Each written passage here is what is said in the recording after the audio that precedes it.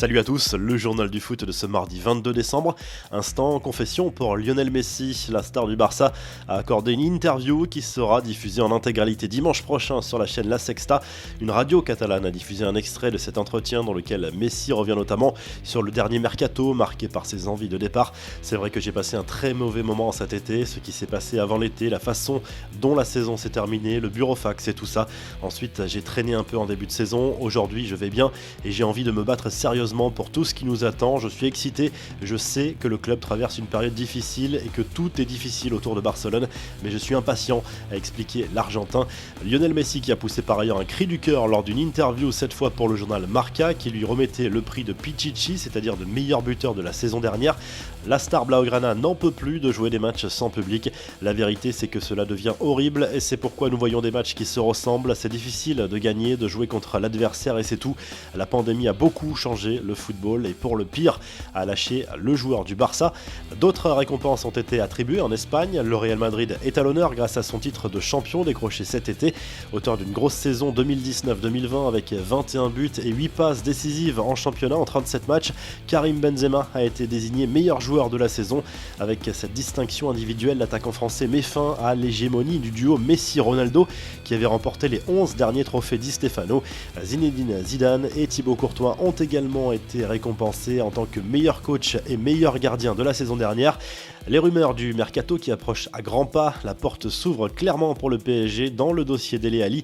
Tottenham semble ouvert à l'idée d'un départ de l'international anglais dès cet hiver. Le club parisien, déjà intéressé l'été dernier, pourrait faire une nouvelle offre en janvier, sans doute sous la forme d'un prêt payant. Quel avenir pour Memphis Depay, l'attaquant de l'Olympique lyonnais, sera en fin de contrat en juin prochain et pourra donc discuter avec tous ses prétendants dès le mois de janvier. En plus du Barça, la Juve est à l'affût, comme souvent lorsqu'un joueur de haut niveau est en fin de contrat. La presse catalane assure que la vieille dame sera à surveiller de près dans ce dossier pour éviter une déconvenue. Autre joueur qui sera libre dans quelques mois et qui est déjà très convoité, David Alaba, devrait bien quitter le Bayern Munich dès cet hiver dans le cadre d'un transfert ou gratuitement à la fin de la saison. C'est ce qu'a laissé entendre Karl-Heinz Rummenigge lors d'une interview sur une chaîne allemande. Les infos en bref, Cristiano Ronaldo a retrouvé le sourire après sa soirée difficile lors des trophées FIFA The Best où il n'avait pas réussi à cacher sa déception de ne pas être élu meilleur joueur. L'attaquant de la Juve s'est consolé en récupérant le trophée Golden Foot à Monaco qui récompense les joueurs pour l'ensemble de leur carrière. Neymar, lui, continue de se mobiliser contre le racisme. Le Brésilien a publié un message de soutien à son compatriote Gerson qui aurait été victime d'insultes à caractère raciste dimanche lors d'un match du championnat brésilien. Non au racisme, jusqu'à quand ? Point d'interrogation, a écrit la star du PSG sur Instagram. Direction à la Bundesliga avec la sanction qui est tombée pour Marcus Thuram.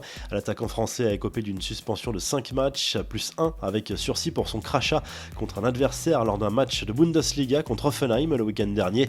Il paiera également une amende de 40 000 € à la fédération qui vient s'ajouter à celle de 150 000 € infligée par son club. Des nouvelles d'Alan Saint-Maximin qui est sorti du silence pour faire taire certaines rumeurs sur son état de santé alors que la presse britannique faisait l'écho d'une potentielle forme grave de Covid chez l'ancien niçois.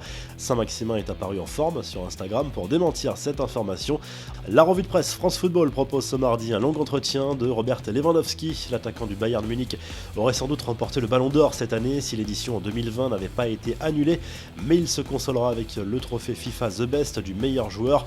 En Espagne, Zinedine Zidane et Diego Simeone à la une du journal AS pour illustrer le duel à distance pour la place de leader entre le Real Madrid et l'Atlético Madrid. Pour cette dernière journée de la Liga avant la trêve, les Merengues accueilleront Grenade mercredi et les Colchoneros se déplacent ce mardi sur le terrain de la Real Sociedad.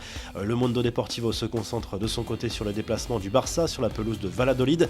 5e de Liga, le club Blaugrana doit s'imposer pour clôturer cette année 2020 compliquée par un succès. Enfin en Italie, la Gazzetta dello Sport évoque le mercato hivernal de l'Inter Milan et visiblement Antonio Conte a demandé des renforts pour aller chercher son objectif principal, le titre de champion d'Italie. Renato Sanchez et Leandro Paredes font partie des joueurs visés par l'Inter. Vous retrouvez l'actu foot sur topmercato.com, l'appli Top Mercato et à très vite pour un nouveau journal du foot.